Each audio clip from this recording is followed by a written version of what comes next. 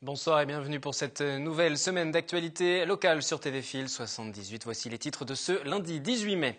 Ouverture de la semaine de l'environnement à Trappes, exposition, atelier pour apprendre les bons gestes et changer ses habitudes. Nous en parlerons avec Thomas Urdi, adjoint au maire, invité du journal.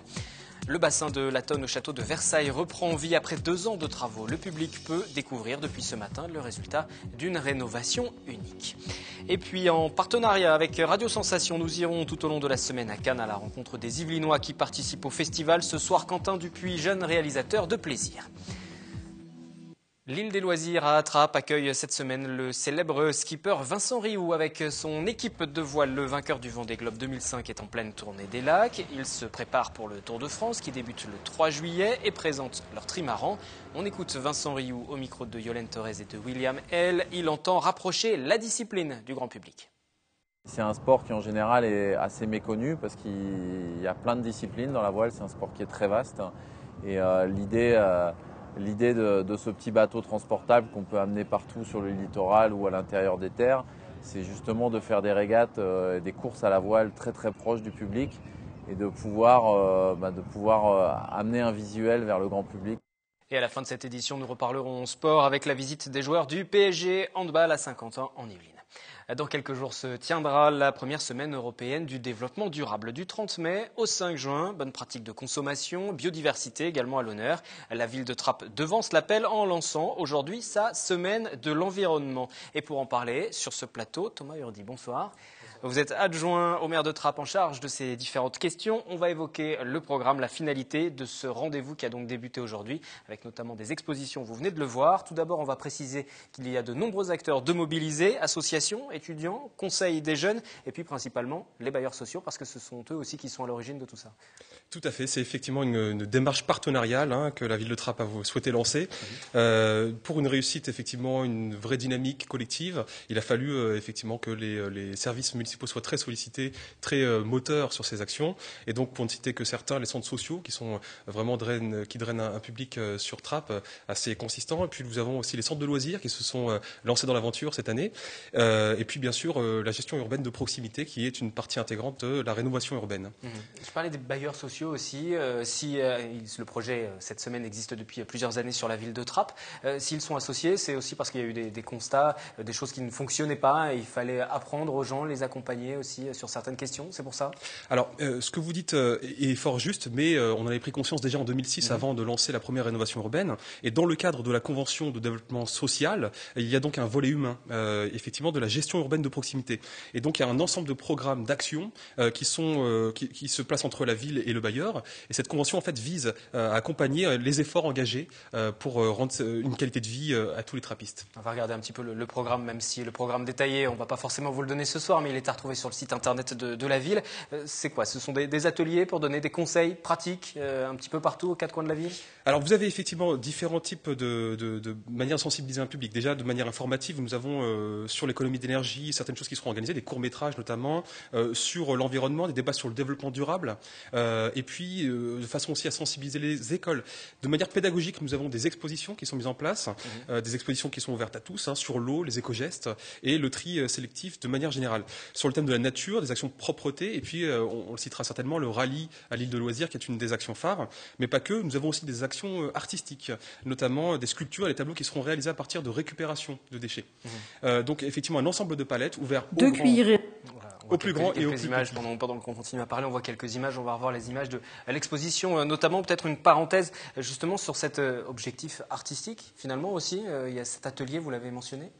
Alors, des ateliers artistiques, il y en a plusieurs. Notamment, on peut citer un exemple de partenariat avec Efidis, de création de panneaux d'art, de street art, qui seront ensuite mis dans les jardins de Massé, de façon à aussi prendre conscience de l'environnement qui est le nôtre, de respecter la nature qui nous environne.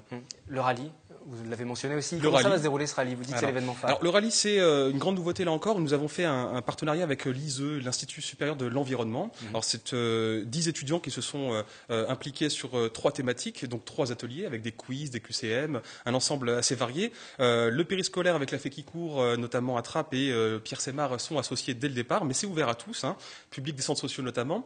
Et puis donc on va traiter de la question de l'eau, du vivant, et de manière, on va dire, in situ sur cette belle île de loisirs. L'objectif, c'est de faire naître aussi des projets, peut-être des choses qui peuvent se mettre en place ensuite tout au long de l'année? Alors, partons peut-être de la jeunesse du projet, effectivement. Et pour ne citer qu'elle, il y a Marissé. Alors, Marissé, c'est une jeune fille de Trappes qui souhaitait que la ville s'implique sur les questions de l'environnement. Et donc, nous avons souhaité aussi l'impliquer et partir de ce souhait que sont les souhaits des jeunes, notamment les jeunes aussi du conseil municipal des jeunes qui se sont impliqués, de façon à proposer des choses qui sont intergénérationnelles, transgénérationnelles. Et l'idée, c'est aussi de laisser une ville et puis une terre habitable pour nos enfants. On va continuer à évoquer cette initiative à Trappes après ce reportage. On le disait, plusieurs animations sont proposées en lien avec les bailleurs sociaux de la commune. Ce lundi, à la Maison des Projets, un atelier était consacré à la réalisation de produits d'entretien écologique et économique. Catherine Zulato et Elodie Moine pour les images. 2 cuillerées à soupe de bicarbonate de sodium alimentaire, de l'eau chaude, 2 cuillerées à soupe de vinaigre blanc et pour parfumer quelques gouttes d'huiles essentielles. Voilà la recette pour réaliser un produit d'entretien écologique et économique. Et les adhérentes de l'atelier socio-linguistique de Trappes présentes ce jour-là ont le sentiment d'avoir appris des choses. C'est bien multi-usage et aussi il n'y a pas dangereux pour les enfants. Voilà, et aussi protéger l'environnement. Voilà, c'est bien pour nous. Les petits trucs, en petits gestes, on ne sait pas, et en petits gestes simplement pour économiser de l'argent et aussi pour nous protéger aussi. D'abord, c'est moins cher, d'accord? Et ça fonctionne très très très bien. Vous pouvez l'utiliser pour beaucoup de choses à la maison, pas seulement pour nettoyer la vaisselle, vous pouvez faire les sols avec, et même pour les habits. Abdou Karimsi est agent de proximité auprès de Valoffice. C'est lui qui anime l'atelier. Une façon aussi pour le bailleur social d'apprendre à connaître ses locataires. Valoffice gère sur la commune quelques 3500 logements. Le but, en fait, c'est surtout de pouvoir donc, se rapprocher donc, effectivement des personnes qui ne viennent pas souvent faire des réclamations. En général, c'est par ce biais-là qu'on rencontre les habitants. Ça, c'est un atelier qui nous permet donc, à la fois donc, de rencontrer donc, les habitants, de les voir dans un autre en fait, angle que ce soit donc, juste sur la gestion locative. En fait. Toute la semaine est consacrée à l'environnement à Trappes, bailleurs sociaux, mais également l'association Y ou l'Institut supérieur de l'environnement sont mobilisés à cette occasion. Et nous continuons à parler de cette semaine qui s'ouvre à Trappes avec l'élu en charge des questions d'environnement dans la commune. Concrètement, justement, en matière d'environnement, il y a des efforts à faire sur la commune de Trappes. Je pense à la gestion des déchets, par exemple, les fameux bacs où il faut trier. Il y a quelquefois les mauvais élèves qui sont pointés du doigt. Est-ce qu'à Trappes, est-ce que Trappes, tout simplement, globalement, est un mauvais élève en matière de tri? Trappes est un élève qui s'en sort très bien. Pour le dire simplement, nous avons effectivement bâti un parcours de tri sélectif au sein de la ville. On part de loin, mais on est arrivé quelque part où on n'espérait pas encore forcément être à l'heure actuelle. Alors, bien évidemment, les efforts continuent. Aujourd'hui, vous avez vu qu'on peut traiter de la question du développement durable par la question du tri sélectif, effectivement, ça c'est important, les gestes du quotidien, mais aussi par la question de la gestion de l'énergie que l'on utilise chaque jour, notamment la question de l'eau, sur la sensibilisation autour de ces questions-là. Et ça fait partie aussi de cette mobilisation générale au sein de la ville. Il y a des efforts qui sont faits par les services municipaux également sur cette question de tri, d'électricité aussi. Alors, tout à fait. Alors, sur la question du tri, nous avons, avec Sidomp, je pense que vous connaissez bien cette société, nous avons un vrai partenariat, c'est intercommunal, je crois que ça regroupe 111 communes, presque 500 000 habitants, et nous avons effectivement réussi à obtenir des résultats qui sont fabuleux. C'est-à-dire que le tri se fait bien en amont, et donc ça donne des gains pour les villes. Et ça, c'est intéressant. Et c'est dans cette démarche-là que nous sommes, effectivement, de façon aussi à baisser on va dire, tout ce qui est dépenses inutiles. Et il faut faire des économies partout, donc forcément, c'est peut-être un secteur qui peut être envisagé. Peut-être concernant les prochains rendez-vous aussi à venir sur la commune, mercredi 14h, 17h, exposition sur le respect des espaces verts aussi, ça fait partie des gestes importants. Alors, c'est ce qu'on disait au début de ce journal, effectivement, ça fait partie des gestes importants. C'est une façon aussi de s'approprier son territoire. Vous voyez, quand on est dans un quartier, quand on a le respect de ses lieux, on a envie d'y retourner, on a envie de faire jouer les enfants, et ça crée aussi une émulation, je dirais, au sein de la commune. Vous avez cité le mercredi. Le mercredi, c'est aussi un jour jour phare pour le conseil municipal des jeunes parce que il y a ce marché qui est conséquent, le marché des merisiers, et chaque jeune viendra avec des sacs pour faire une récupération de déchets in situ. Voilà. Tout ça marche parce qu'il y a l'implication des citoyens. Il faut qu'ils jouent le jeu. Et en général, ils jouent le jeu d'une année sur l'autre. Alors c'est nécessaire et puis ça marche. Ça marche sur Trappes en tout cas. On a une vraie. Alors comme je vous disais, des petits comme aux grands. Hein, ça part de centres de loisirs, ça part de centres sociaux, ça part là encore d'initiatives d'écoles. C'est par ce biais qu'on a réussi et qu'on réussira plus tard à mobiliser un maximum de public autour de ces questions. Là, on est sur une semaine, c'est très bien. Et au-delà de ça, après, est-ce qu'il y a un suivi qui est fait par la municipalité? Est-ce qu'il y a d'autres rendez-vous ponctuellement qui sont organisés? Alors, c'est un rendez-vous qui a lieu 2 fois par an, déjà, la semaine de l'environnement sur Trappes. C'est une démarche qui se construit encore. Au-delà de ça, c'est tous les gestes du quotidien. Et ce qui était important et qu'on retrouve un petit peu dans votre film, c'est qu'on a effectivement, Val-Office notamment, pour ne citer que, et FIDIS ou d'autres, sont des vrais partenaires au sein de la ville. Ce sont des partenaires qui s'impliquent. Et c'est effectivement pour d'autres choses que des questions du quotidien, mais on a aussi cette implication des partenaires qui est essentielle. Voilà. Pour terminer cette séquence en micro-trottoir, vos gestes pour l'environnement, vos réponses. Au quotidien, le tri sélectif, dans la mesure du possible, et fermer le robinet quand on se brosse les dents. Je trie, je mange écologique pour j'essaie de réduire tous mes déchets. Je trie mes déchets dans la poubelle jaune ou encore dans la poubelle verte. Je vais aussi à la déchetterie pour pas jeter mes affaires n'importe où, pour bien trier les déchets. Voilà. Oui, bien sûr, oui, toujours le train pour aller à Paris au lieu d'aller en voiture. Je ne jette jamais rien par terre. Je fais pas grand-chose, à part trier le plastique, carton, tout ça, faire le tri, mais non, je fais pas. Si vous voulez, il y a un bac de tri, mais il n'est pas très accessible en fait. Là, il faut plonger la main et je trouve pas ça très hygiénique, donc je le fais pas. Thomas Hurdy, vos gestes pour l'environnement à vous? Alors, mes gestes pour l'environnement... Faites attention. Alors, déjà, pour un élu que je suis, c'est effectivement, premièrement, de penser à la qualité de vie, à l'environnement de ses habitants. Et ça signifie, c'est pas une mince mission, mais d'imaginer que dès qu'il y a création d'un nouvel espace, c'est le cas de la ZAC de l'Aérostat, qui est un nouveau quartier qui se construit à Trappes, de penser son environnement naturel, ses cheminements piétons, et puis tout un travail avec la casquille autour des voies de circulation douce, comme on l'appelle. Effectivement, c'est déjà ça. Ensuite, au quotidien, en père de famille, et puis en citoyen, je dirais, c'est effectivement penser à tous ces petits gestes du quotidien qui sont pas évidents. Et pour peut-être dire simplement que on apprend peut-être un peu tardivement quelquefois que les boîtes à pizza ça rentre pas dans les objets carton. Voilà, c'est des petites choses comme ça, et donc ça nécessite qu'il y ait une vraie médiation, je dirais, entre le public et puis les gestes. Voilà. Il faut un rappel permanent, d'où cette semaine de l'environnement à Trappes, c'est en ce moment. Programmation complète sur le site de la ville. Merci Thomas Hurdy, adjoint au maire en charge de ces questions, invité du journal en ce lundi. Autre sujet, culture, la renaissance de la fontaine de Latonne au château de Versailles. Ce matin, l'un des plus forts symboles du pouvoir du roi Soleil a repris vie. Il aura fallu 2 ans de travail à une centaine de personnes. Reportage.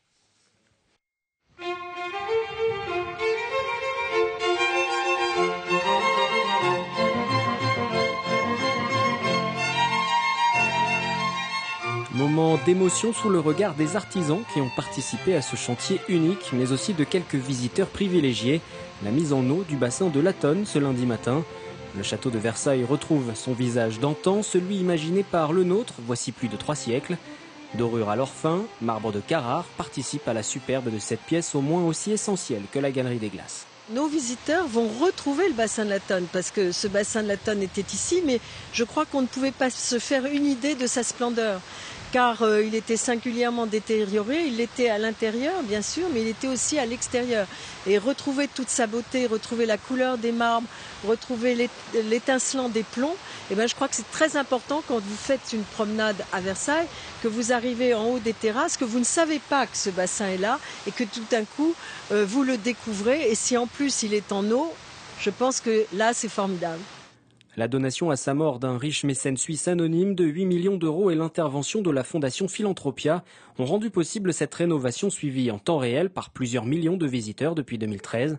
Les matériaux d'hier et d'aujourd'hui manipulés par les artisans sur un chantier qui n'a pas été sans difficulté. La principale difficulté de ce chantier et de nos métiers en général, c'est de voir dans les matériaux. Est-ce que les matériaux peuvent être encore conservés avec toutes les techniques modernes de consolidation que l'on peut avoir aujourd'hui, avec des résines, avec des colles, ou alors est-ce que les matériaux sont trop dégradés et il faut les remplacer. Et pour les remplacer, on a besoin, de savoir si on retrouve les mêmes matériaux qu'à l'origine, c'est un problème qui s'est posé pour les marbres, et 2, si on a encore des gens qui, dans les métiers qui ont présidé à la construction, savent encore pratiquer, ont encore ces savoir-faire, ces techniques, que ce soit le travail du marbre, que ce soit le travail de la dorure, que ce soit le travail de la fontainerie. Cette rénovation a ainsi permis la transmission des savoir-faire auprès d'une dizaine d'apprentis. Quant à Latone, mère d'Apollon, de Diane et maîtresse de Jupiter, elle ouvre depuis la terrasse la grande perspective dans le parc du château, avec une fierté retrouvée. Le Festival de Cannes, ses films, ses vedettes, ses marchés, son équipe de radio Sensation. Une nouvelle fois, nous retrouverons tout au long de cette semaine sur place Nicolas Kirillovitz. Il nous emmènera dans les coulisses à la rencontre des Yvelinois qui ont fait le déplacement pour travailler, se faire connaître ou encore tout simplement profiter des célèbres soirées cannoises. Coup de projecteur en ce lundi sur le marché du film et un jeune réalisateur originaire de Plaisir. 12 000, c'est le nombre de professionnels qui participent au marché du film à Cannes. Les professionnels du cinéma du monde entier s'y retrouvent pour acheter ou vendre des films. Quentin Dupuis est un jeune réalisateur de 24 ans, originaire de Plaisir. Il vient à Cannes pour la 3e année consécutive et contrairement aux années précédentes, il n'a pas de film à montrer, mais des projets à financer. Quentin Dupuis est un passionné de cinéma depuis qu'il est enfant, un rêve qu'il a concrétisé en faisant un BTS audiovisuel. 3 années de suite qu'il vient au Festival de Cannes. Dans sa mallette, un ordinateur avec ses dernières réalisations. Depuis son dernier séjour sur la Croisette, Quentin n'a pas chômé. Il a réalisé un spot contre la banalisation de l'homophobie. Qu'est-ce que c'est que ce t-shirt? Qu'est-ce qu'il a mon t-shirt? Bah attends, ça fait trop gay. Plusieurs pilotes de web-séries. Je pense qu'il faut que je connaisse un peu mieux le milieu avant de vous manager. Et l'humilité, vous connaissez? Et un clip pour un groupe de rock alternatif. Cannes, pour lui, c'est the place to be. Toute la ville vit cinéma pendant 15 jours et c'est la beauté du festival. C'est-à-dire qu'au-delà du strass et des paillettes, des tapis rouges, vraiment tous les films qu'on va voir, tout se vend, s'achète, se produit ici. Enfin, pas tous, mais c'est un des plus gros marchés de l'année, un des plus gros festivals de l'année. Donc il y a beaucoup de choses qui se font. Donc c'est ça le grand avantage. Et du coup, Quentin enchaîne les rencontres. Ce jour-là, il a rendez-vous au pavillon américain près du Palais des Festivals. D'année en année, Quentin ne cesse d'étoffer son carnet d'adresses. Ce producteur-réalisateur Peter Musoli, par exemple, Hey man, good. Cheers. What do you want? You good? Yeah man. You? est devenu l'un de ses amis. L'Amérique, un idéal pour Quentin. C'est très business, c'est très droit au but, c'est très... Quel est ton projet? Comment tu veux le développer? Qu'est-ce que tu veux faire? Et voilà, c'est ce qui est vraiment très intéressant, ils sont très ouverts. Quand ils aiment, quand ils n'aiment pas, ils n'aiment pas. L'an passé, Quentin avait présenté Intact au Short Film Corner, l'espace dédié au court-métrage, l'histoire de 2 survivants face à une menace de zombies. Peter Musoli a été séduit par ce film et il a lancé un défi à Quentin.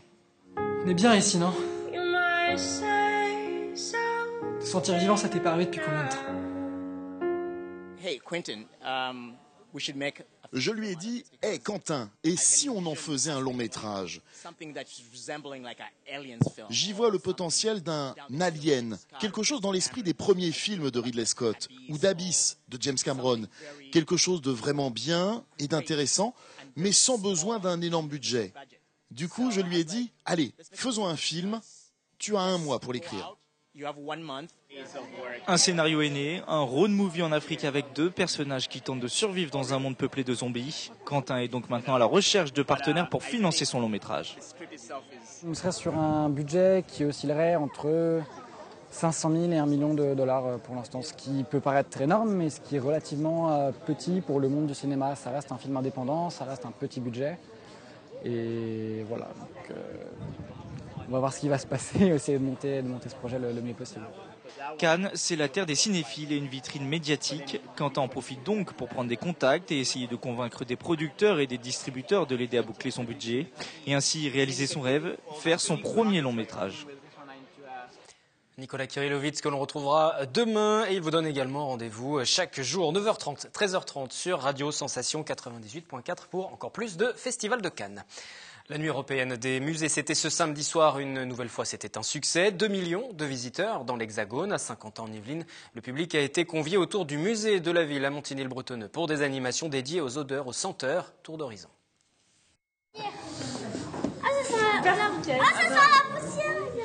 Sentir la poussière, les odeurs de transpiration, de moisissure, de chaussettes sales, de sang séché. Pas très agréable et pourtant ces odeurs font parfois partie de notre quotidien. Au musée de la ville, en lien avec l'exposition Tous dans le bain, les visiteurs pouvaient donc sentir et ressentir. C'est l'occasion de mettre en valeur l'olfaction, c'est l'occasion de travailler sur ce sens qui est finalement assez ignoré. C'est un sens, on est tous capables de détecter pratiquement 10 000 odeurs qu'on est capable de reconnaître, mais rarement de nommer, parce qu'en fait c'est un langage qu'on n'apprend pas à l'école. C'est ça, du premier coup. La noix de coco, parfait. Il y avait aussi des odeurs agréables comme la noix de coco, la crème solaire, le dentifrice ou des odeurs de notre enfance. L'odeur traditionnelle de savon de Marseille qui fait appel bien sûr à la mémoire olfactive parce qu'on sait que la mémoire olfactive remonte très loin dans l'enfance. Elle repart très rapidement vers l'enfance, donc ce sont aussi des odeurs de confort, de réconfort. C'est intéressant, là, c'est assez surprenant. Puis, on découvre des trucs sympas. Les odeurs désagréables, c'est vraiment désagréable. Un peu plus loin, certains redessinaient la carte de 50 ans en Yvelines de manière olfactive, un lieu, une odeur à associer. Participer à la construction d'une nouvelle cartographie basée sur les odeurs et de perturber en quelque sorte l'histoire qu'ils ont par rapport à leur propre ville et de prendre la ville comme la leur, vraiment la leur, avec les odeurs. C'est plutôt l'histoire de créer ensemble une nouvelle ville.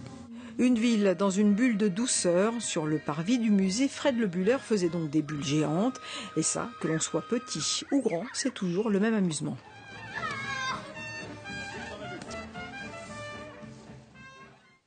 Du sport à présent et en handball, les joueurs du Paris Saint-Germain qui se sont rendus samedi au complexe Pierre de Coubertin à Montigny, le Bretonneux, au programme rencontre avec les jeunes de la commune pour des séances de dédicaces mais aussi pour du coaching. Le reportage de Mickaël Elmidoro. Cette journée restera sans doute gravée dans leur mémoire. Samedi, 3 joueurs du PSG handball, Zakaria Ndiaye, Patrice Annonay et Jeffrey Mtima sont venus animer un entraînement des moins de 15 ans de Montigny-le-Bretonneux. Le club saint-quentinois a remporté un concours organisé par le Paris Saint-Germain. On a participé au challenge Welcome Pack qu'organise le PSG l'année dernière. C'est-à-dire que les clubs qui emmènent des gens voir les matchs du PSG handball marque des points. On s'est avéré être le club qui a emmené le plus de gens voir les matchs du PSG. Et donc on a gagné les lots de ce fameux challenge Welcome Pack, dont un entraînement animé, comme vous avez pu le voir, par les joueurs du PSG sur le site du club gagnant. Les joueurs du PSG ont profité de cette session pour donner des conseils aux jeunes. Objectif, les faire progresser pour qu'ils deviennent professionnels dans quelques années. J'ai observé un petit peu tous les gardiens de but et j'essaie de leur donner quelques petits conseils assez simples juste dans l'observation. Et Loïc, j'ai pu observer qu'il a déjà des qualités assez dynamiques dans le but. Mais je crois qu'il y a encore des petits travails de sensation et de placement en fait. Donc c'est ce que je lui disais, c'est par exemple sous les tirs à 6 mètres d'avancer pour essayer de boucher l'angle et prendre le maximum de place. Donc... Toi du coup ça t'a fait quoi de recevoir des conseils? C'est bien. Comme ça, après, je peux essayer de les faire, mais à 6 mètres, faut avancer. Après, faut pas trop se baisser quand on fait l'arrêt. Une journée pleine d'enseignements que les jeunes joueurs de Montigny-le-Bretonneux n'oublieront pas. C'était sympa, ouais, parce que c'est des grands joueurs connus, donc ça fait plaisir de les voir. Puis on voit que c'est ce qu'on pourrait devenir plus tard, peut-être, si on arrive à persévérer. Ça m'a fait plaisir. Ils nous ont donné des conseils et tout ça, c'était sympa. C'est déjà ma passion, mais là, ça l'est encore plus. Ça donne envie d'être comme nous. Après, je pense qu'eux vont tout faire pour aller au plus haut niveau. Et peut-être, s'il y a, j'ai vu quelques potentiels, et je pense que si eux, ils continuent à travailler, je pense qu'ils peuvent arriver dans le même au centre de formation ou aller dans un grand club. Montigny-le-Bretonneux participera à nouveau au challenge Welcome Pack la saison prochaine. Les joueurs du PSG pourraient donc fouler une nouvelle fois le terrain du complexe sportif Pierre de Coubertin. Et tout de suite, vous retrouvez justement Mickaël Elmidoro pour le 7-8 Sport. Très bonne soirée sur notre antenne. Je vous retrouve demain, 18h, pour un nouveau journal, toujours en direct.